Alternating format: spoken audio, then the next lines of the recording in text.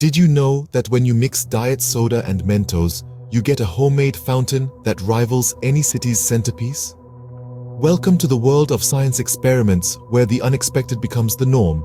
And the norm, well, it's just boring. Today, we're dipping our toes into the world of comical experiments.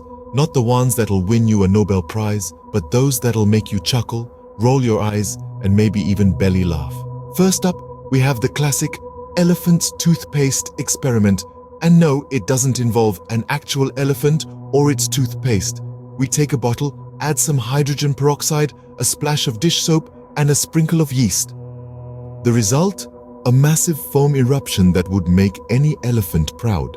Just remember, your bathroom sink is not the best place for this experiment unless you're up for a foamy surprise. Next, we have the invisible ink experiment. No, it's not a plot from a 007 movie. It's a simple lemon juice trick. Write a secret message on paper with lemon juice, let it dry, and then heat the paper. Voila! Your secret message appears like magic, perfect for those days when you're feeling particularly mysterious or just want to leave cryptic notes around the house. Ever heard of walking water? No, it's not a sci-fi movie.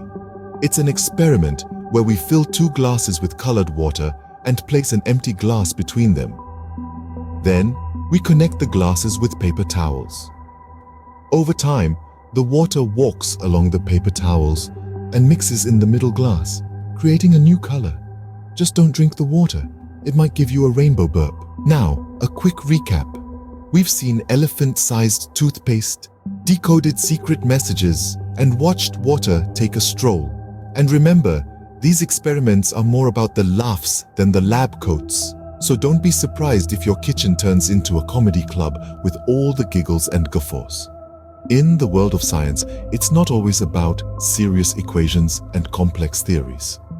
Sometimes it's about having fun, making a mess, and laughing at the absurdity of it all.